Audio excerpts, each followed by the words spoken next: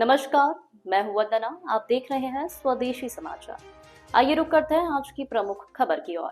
रेवाड़ी में कांग्रेस ने पूर्व विधायक एवं एआईसीसी सचिव चिरंजीव राव की अगुवाई में आईपीएस वाई पूरण कुमार आत्महत्या और मुख्य न्यायाधीश पर जूता फेंकने की घटना के खिलाफ जोरदार विरोध प्रदर्शन किया। प्रदर्शन के दौरान कार्यकर्ताओं ने डीजीपी मुर्दाबाद के नारे लगाए और दलित समाज पर बढ़ते अत्याचारों की निंदा की।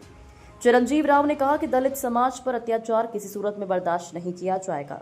उन्होंने डीजीपी शत्रुजीत कपूर समेत सभी दोषियों की गिरफ्तारी और सख्त कार्रवाई की मांग की। साथ ही चेतावनी दी है कि कार्रवाई न होने पर बड़ा आंदोलन शुरू किया जाएगा। प्रदर्शन में एससी/एसटी संगठनों और सामाजिक प्रतिनिधियों की भागीदारी रही।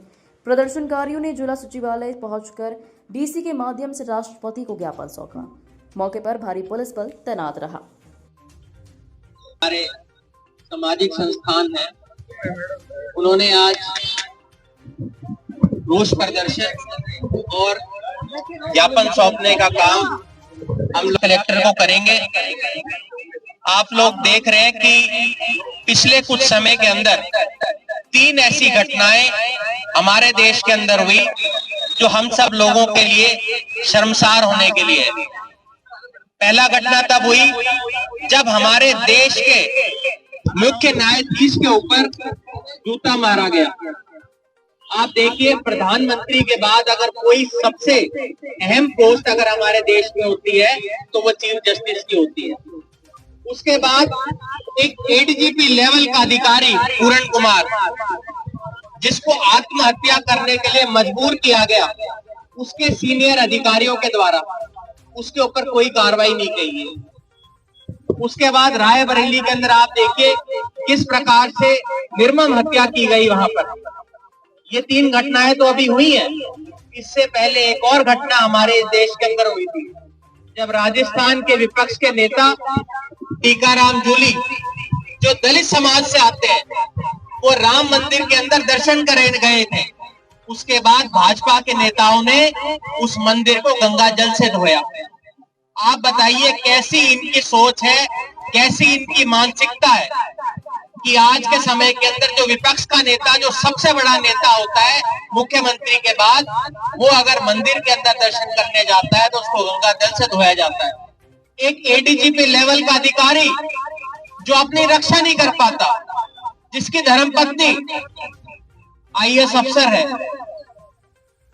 वो अपनी सुरक्षा नहीं कर पाता और उसको इतना मजबूर कर दिया जाता है कि उसको अपनी हाथ से हाथ धोना पड़ता है, आत्महत्या करनी पड़ती है। आप बताइए, इससे बड़ा अपराध मुझे नहीं लगता कोई देश के अंदर नहीं हो सकता।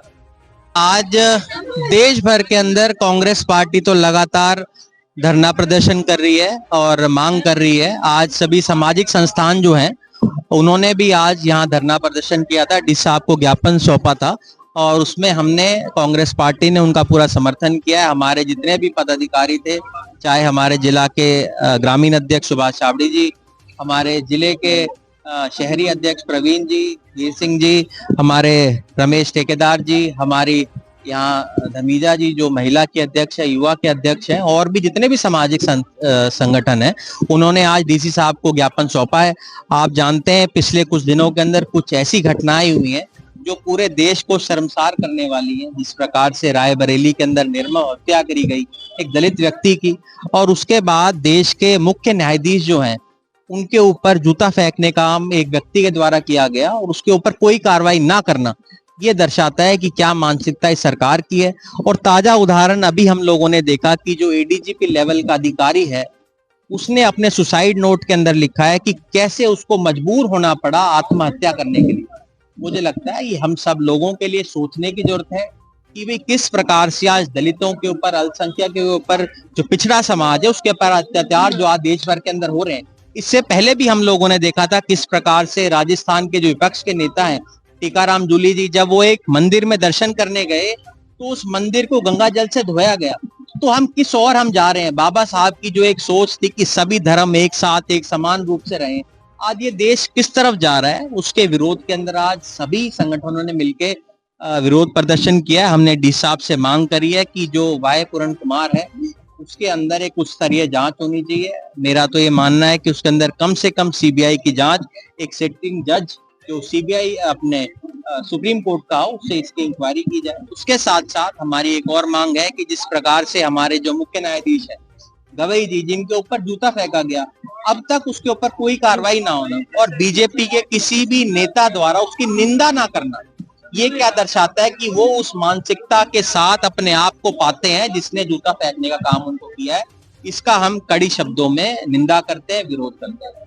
विधायक जी, जूता फेंकने वाला भी एससी और जूता सीजीआई मुख्य न्यायाधीश के ऊपर, और वो सनातन धर्म की बात करता है, वो बात कर रहा है धर्म की। उस व्यक्ति को पता ही नहीं कि सनातन धर्म क्या होता है, हमारा धर्म क्या सिखाता है हमें कि सभी समान रूप से एक होते हैं। उसका हम कड़ी शब्दों के अंदर निंदा करते हैं कि ऐसी व्यक्ति की जो सोच है, जो उसकी मानसिकता है, वो संघी मानसिकता के साथ उसको जोड़ा जाता है। बीजेपी के बहुत लोगों ने उसका साथ भी दिया। ये दर्शाता है कि उनकी जो सोच है उससे मिलती जुलती सोच है। समाज से तो कोई भी किसी से आ सकता है, मैं हो सकता है पिछड़ा समाज के अंदर हूं, पर क्या पता मेरी सोच किस समाज के साथ मिलती हुई है। उस व्यक्ति की जो सोच है वो संघ के साथ देखी जा रही है। देखिए, आज हम लोगों ने इनको अपना ज्ञापन दिया है। आने वाले समय के अंदर जो भी दिशा निर्देश सभी संगठनों का होगा। पिछले दिनों के अंदर हमारे जो एससी मोर्चा के जो अध्यक्ष रमेश जी, उन्होंने भी ज्ञापन सौंपा था। आने वाले समय के अंदर इसको और तेजी हम लोग लेके आने का काम करेंगे।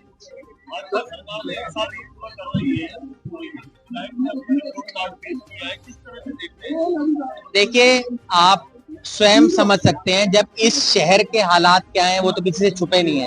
पर मुझे नहीं लगता आज मुझे उस बात के ऊपर जाना चाहिए। आज हमें और विधायक जी से जब ये प्रश्न पूछा गया, उस पर तो मैं जरूर आऊंगा। उन्होंने कोई सीधा जवाब नहीं दिया, उन्होंने उस बात की निंदा भी नहीं करी। विधायक जी से पूछना चाहिए, जब उनसे ये सवाल आप लोगों के द्वारा ही किया गया, तो आप लोगों के शब्दों में ही मैं कहूं तो उसको उन्होंने टाल मटोल दिया उस बात को। उन्हें उसको सही तरह से उसके अंदर जवाब देने की जरूरत है। उनको बताना चाहिए, उनको साथ देना चाहिए। सभी वर्गों के विधायक हैं, वो किसी एक समाज के तो है नहीं। ऐसी ही अन्य खबरों को देखने के लिए देखते रहिए स्वदेशी समाचार।